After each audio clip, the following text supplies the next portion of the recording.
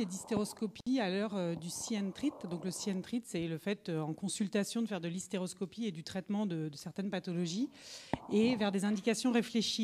Donc voilà, les sujets de topo un peu glissants, on est plusieurs à avoir eu droit dans le thème aujourd'hui. Parce qu'en fait, il y a zéro littérature sur le sujet. Donc voilà, on va faire des indications réfléchies sans littérature, mais voilà. Petit rappel pour l'hystérosono, si jamais il y en a qui font pas et qui ne font pas encore, mais qui vont faire à partir de demain parce que c'est indispensable. Donc, on évite de mettre de l'air. Donc, on met de l'eau qu'on injecte doucement, une injection lente du sérum. C'est du sérum physiologique, donc pas d'argument de coût. En termes de petits cathéters, on peut utiliser n'importe quoi, y compris les plus basiques, qui sont souvent les cathéters de réimplantation. Il n'y a pas besoin de bouchon, il n'y a besoin de rien. Donc en termes de coût, c'est pas grand-chose non plus. Et il faut bien purger ces seringues parce que si vous mettez de l'air, pour le coup, vous apportez de l'hyperécogénicité au milieu de votre anécogénicité. Donc ça fait des images qui peuvent être un petit peu perturbées. Donc parfois quelques difficultés techniques. Cathétériser des cols peut parfois être difficile. La plupart du temps, on n'a besoin de rien, même pas de PODSI. Et parfois, petite sténose cervicale, utérus rétroversé, on peut être amené à utiliser la pince de PODSI pour pouvoir rentrer le cathéter. Et puis, donc, les bulles d'air, on vient d'en parler. Les débris muqueux, quand on injecte un peu trop vite, parfois on soulève la muqueuse et ça peut donner des fausses images de petits polypes ou de choses comme ça. Donc, il faut vraiment injecter doucement pour éviter ces écueils. Donc, une fois qu'on a parlé des difficultés techniques, juste un petit film pour vous montrer le principe de la sono. Donc voilà, on injecte et vous voyez que petit à petit, on voyait qu'il y avait une image qui avait l'air d'être intracavitaire, mais on n'était pas complètement sûr. Il y avait une interruption de l'écomédian hyperécogène qui nous faisait dire qu'il se passait probablement quelque chose dans cette cavité, mais de là à dire que c'est un myome de type 0, de type 1, de type 2, c'est pas toujours facile, voire de type 3. Et du coup, l'hystérosono, comme je dis à ceux qui n'en font pas encore, faites-en. C'est comme si vous cherchez vos clés dans une pièce et que d'un coup, quelqu'un allume la lumière. C'est toujours plus facile pour les trouver. Donc là, c'est exactement pareil. Si vous faites de l'écho depuis longtemps et que vous vous mettez à faire de la sono, ça va finalement vous ouvrir les yeux sur les pathologies parce que ça rend l'échographie beaucoup plus facile. Donc la seule littérature qu'il y a sur le sujet, c'est au sujet des performances de l'hystérosono. Il commence à y avoir de la littérature en comparaison toujours à l'hystéroscopie, puisque l'hystéroscopie, ça reste le gold standard pour l'évaluation de la cavité utérine. Et donc, comparativement à l'hystéroscopie, il y a plusieurs études qui montrent des sensibilités et des spécificités qui sont globalement assez bonnes, puisqu'on est toujours au-dessus de 85-90%, avec des spécificités qui sont très souvent entre 95 et 100%, que ce soit pour les bilans avant FIV, les bilans avant FIV, les malformations congénitales, et on va le voir après, pour le diagnostic des polypes, c'est pareil. Donc voilà, polype de l'endomètre, on est à une sensibilité de 93%, une spécificité un petit peu moins bonne parce qu'il y a le diagnostic différentiel entre polype et hypertrophie de l'endomètre, mais globalement, on est sur de bonnes performances de l'hystérosonographie. Donc là, pour vous montrer pour le polype, vous voyez qu'on a une image qui est déjà assez évocatrice avec une image hyperéchogène, une interruption de l'échomédian hyperéchogène, et dès qu'on met de l'eau, là, pour le coup, il n'y a plus aucun doute possible. Ça fait le diagnostic facilement. Encore une image. Donc là, vous voyez le cathéter qui monte. On voit très bien les deux berges du cathéter. Et quand on met le sérum, ça nous permet de faire un diagnostic évident et même de nous dire que c'est aux dépens de la face postérieure dans le cas présent, enfin de faire vraiment une cartographie précise. Donc ensuite, il y a l'hystérosono en 3D qui a été évalué. On évalue de plus en plus le 3D. Et alors du coup, si on fait sono et 3D, qu'est-ce que ça fait? Est-ce que c'est bien? Est-ce que c'est pas bien? Vous voyez qu'on augmente en hystérosono 3D encore sensiblement. Non, insensiblement, parce que la différence n'était pas significative. Mais on augmente quand même les performances grâce à l'hystérosono 3D. On a un petit P à 0,07, donc stricto sensu, c'est pas significatif. Mais on peut se dire qu'avec un peu plus de puissance, on pourrait atteindre la significativité. Là, ça date d'une revue de la Cochrane de 2017. Et en fait, on sait qu'il n'y a encore pas assez d'études sur le sujet et que probablement, si on augmentait les données, on arriverait à des choses relativement différentes. Vous voyez que l'hystérosono 3D, on finit par rejoindre les performances de l'hystéroscopie. Et pour vous montrer l'exemple, donc là, c'est juste pour vous montrer quand on fait une hystérosono 3D sur une cavité normale, voilà ce que ça donne et le résultat qu'on peut avoir. Et du coup,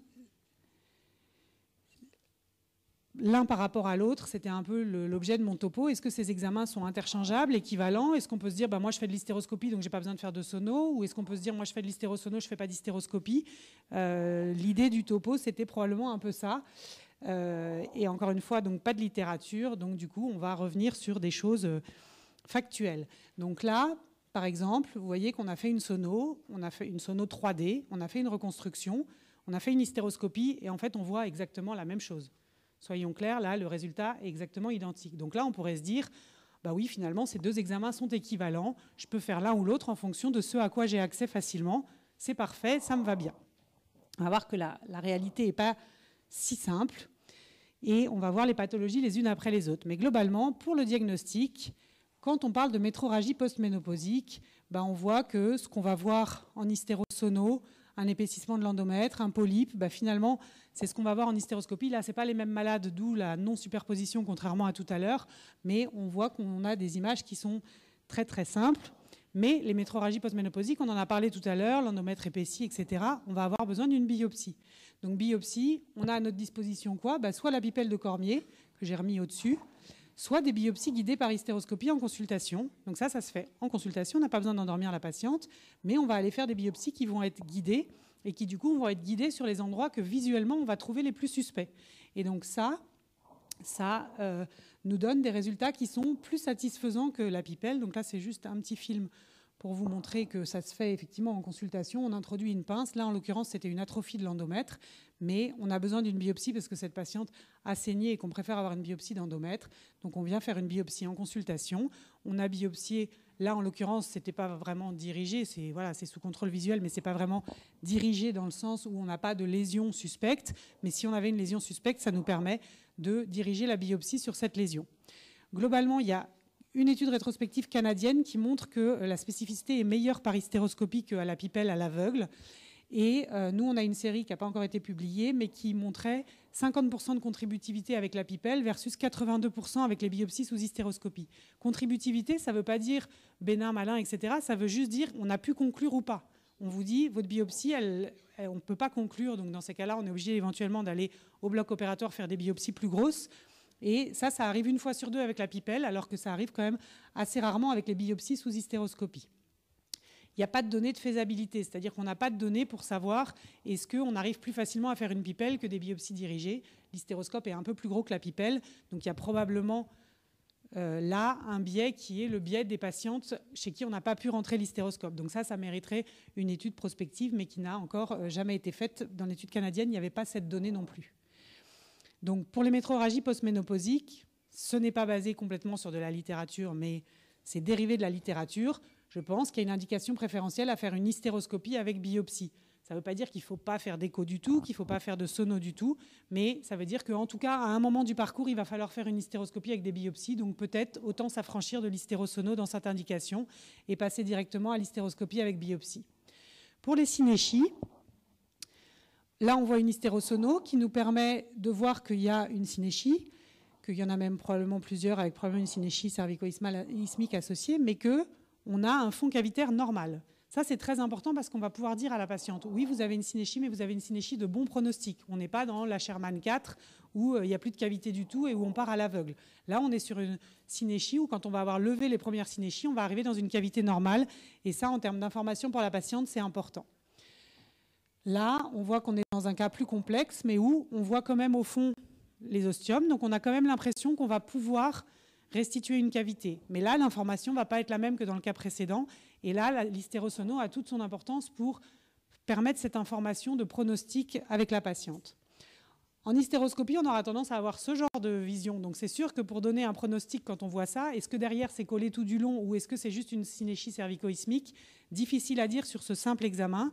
Et donc là, on a envie de dire que pour l'information de la patiente, l'hystérosono est supérieur. Mais en hystéroscopie, en consultation, on va pouvoir rentrer une petite pince ou des petits ciseaux et permettre de lever cette synéchie cervico-ismique. Et là, vous voyez qu'on la lève et qu'on arrive très vite dans une cavité normale. Donc on va pouvoir finalement régler le problème de la patiente en consultation grâce à l'hystéroscopie. Donc pour ce qui est des synéchies, là c'est un petit film à nouveau pour vous montrer voilà, que ça peut se faire soit avec une petite pince comme on l'a vu là juste sur les photos avant, soit avec des petits ciseaux droits qui permettent d'ouvrir. Alors en consultation, on n'ira pas sur un Sherman 4, mais sur une synéchie cervico-ismique, on peut ouvrir juste pour voir si ça s'arrête là ou si ça va plus loin. Et du coup, c'est pour ça que dans les synéchies, encore une fois, sans appui de la littérature, je pense que c'est la bonne indication pour coupler les deux examens.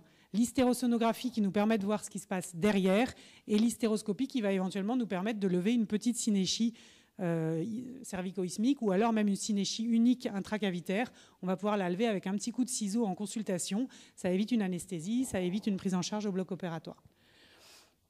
Les polypes. Alors les polypes, on les voit très bien en sono, on les voit très bien aussi en hystéroscopie. Et l'avantage de l'hystéroscopie, c'est qu'on va pouvoir, en consultation, avec des petits ciseaux, venir les couper. Alors on est obligé de couper en plusieurs petits morceaux, ça s'appelle la slicing technique, parce que si on coupe le pied d'un coup, on se retrouve avec un énorme polype, sauf qu'on n'a pas dilaté le col parce qu'on est en consultation et qui ne va jamais sortir. Donc voilà, c'est pour ça qu'on fait plein de petits morceaux, pour pouvoir sortir les petits morceaux un à un.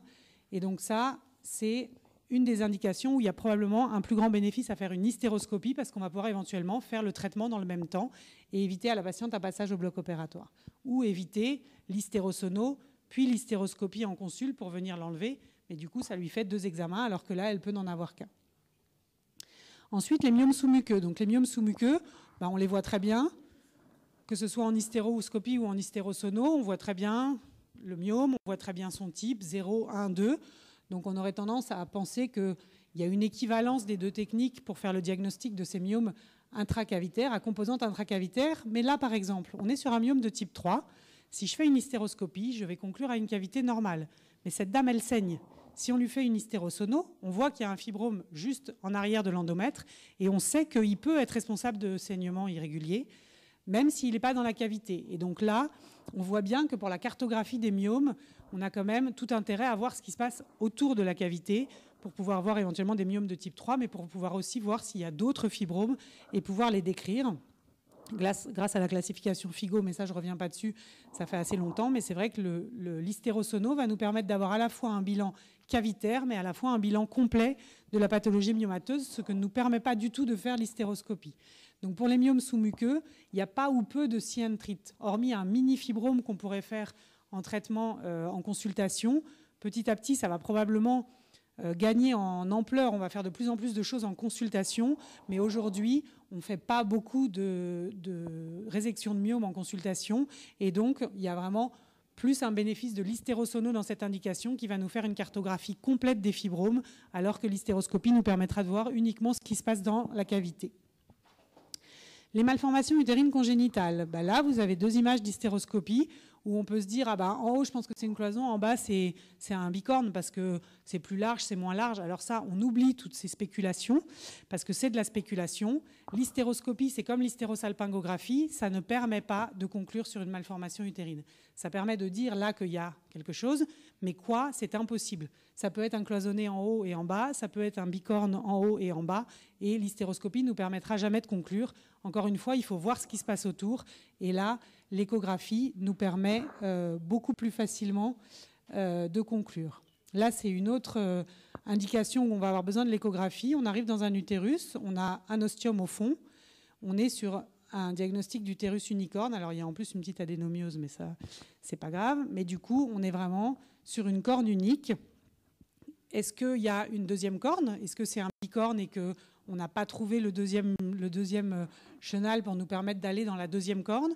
Est-ce qu'il y a une corne rudimentaire quelque part? Est-ce que c'est un unicorne vrai? Toutes ces informations-là, on est incapable de les avoir en hystéroscopie. Et c'est à nouveau la sono qui, elle, va nous permettre d'avoir le bilan de ce qui se passe autour de cette cavité.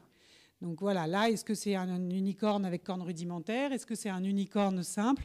Ce n'était pas possible de conclure avec juste l'hystéroscopie. Donc là, c'est le principe des oreilles de lapin, de l'utérus cloisonné qu'on a vu tout à l'heure. Cloisonné, bicorne, en hystéroscopie, on voit comme en hystérosalpingographie les 2 oreilles de lapin, mais on ne sait pas ce qui se passe autour, et donc on ne peut pas conclure.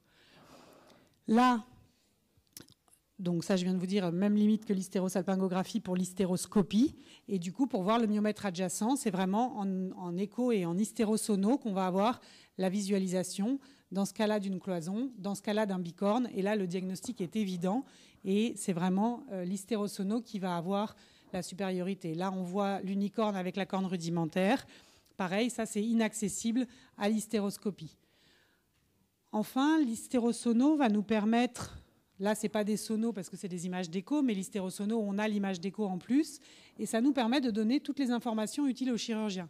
Des mesures auxquelles on n'a pas accès en hystéroscopie. En hystéroscopie, on va pouvoir évaluer vaguement la taille de la cloison, mais on va être incapable de savoir s'il y a éventuellement une incisure du fond utérin.